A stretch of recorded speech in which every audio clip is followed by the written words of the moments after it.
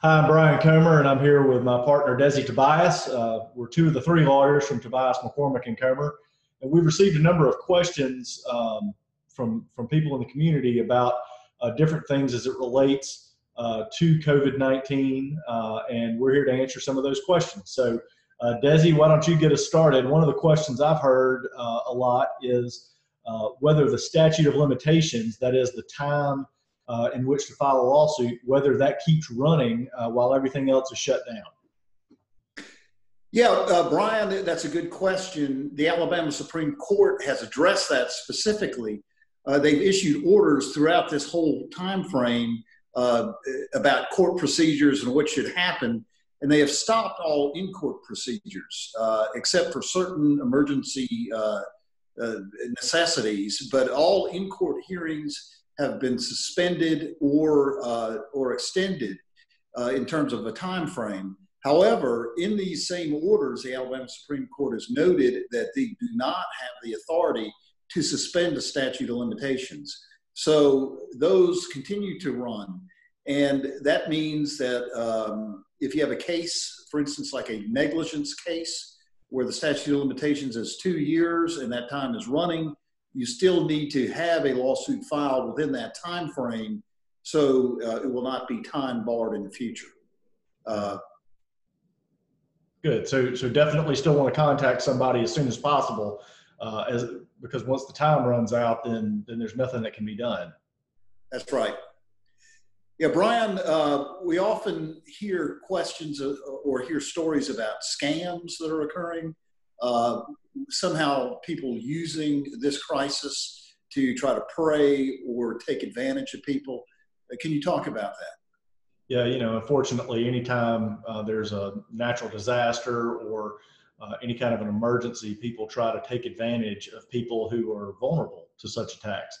And so, first step is always is to be vigilant. The IRS or your bank or financial institution isn't probably going to contact you by text message.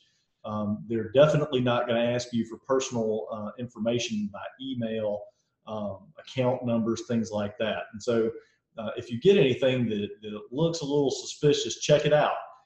If it's a business or claiming to be a business, you can contact places like the Better Business Bureau, or you can even just Google the email that you've gotten or text message, and oftentimes that'll pop up whether or not it's legitimate. And it's always a good rule of thumb to try to catch a scam on the front end, because oftentimes it can be extremely difficult to get any kind of money back that you lost on the back end. I mean, if you catch it quickly enough, sometimes a bank can cancel a transaction, but you really just don't want to take the risk.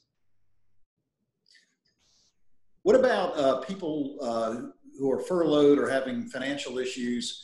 What about paying their mortgage during this time frame?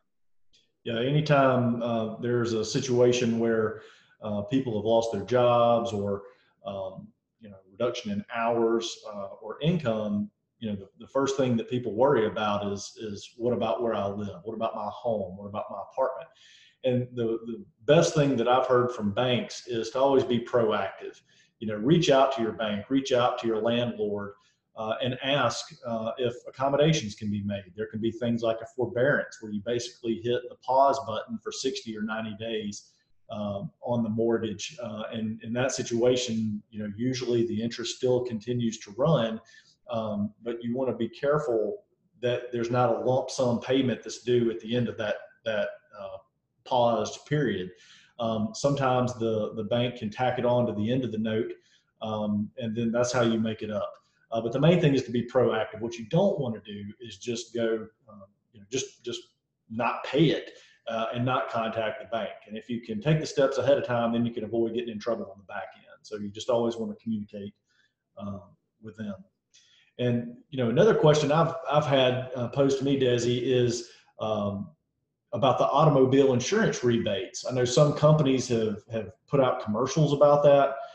And other people I know have actually gotten a check from their insurance company. And obviously they're very happy about that. And could you elaborate on that? Is that something that's available for everybody? Yes, I've heard about that too. I've seen some of the marketing by the auto insurance companies, and there's something to that. The premium rates that are charged by auto insurance companies in Alabama and in all states are they're approved by the departments of insurance and the Alabama Department of Insurance. In this case, any premium that is charged, they have to submit certain information such as miles driven, other types of information about the particular risk, and get approval. Clearly, during this pandemic period, we're not driving the same volume of miles that we were before. So the basis on which those premiums were charged is not here for this policy period. The Alabama Department of Insurance issued a memorandum to all the auto insurers in the state on April 8th, in which they urged these insurers to look, well, they notified them that clearly the volume of miles aren't being driven. They asked them to consider this, and they urged them to consider reducing premium or rebating premium that's been paid. So it's somewhat incumbent upon the auto insurance companies to do this. And I would contact your own carrier and ask, will there be some type of rebate?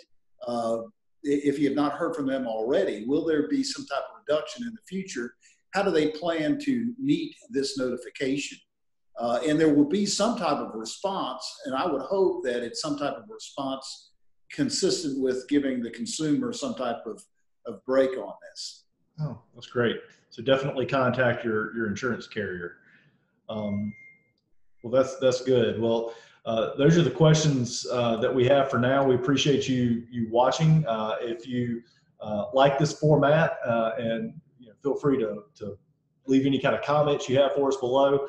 Also, if you have any other questions that were not addressed, feel free to either email us, post them in the comment section, or post them on our Facebook page, and we'll be happy to address them on the next video chat. We also want to let you know that we are always available for a free phone or video consultation. If you have a legal issue, you want to speak to one of us directly, just please call us and get an appointment. We are offering advice during this time frame, and we want to be able to allow you to speak with us from a safe and convenient location. Thanks. All right.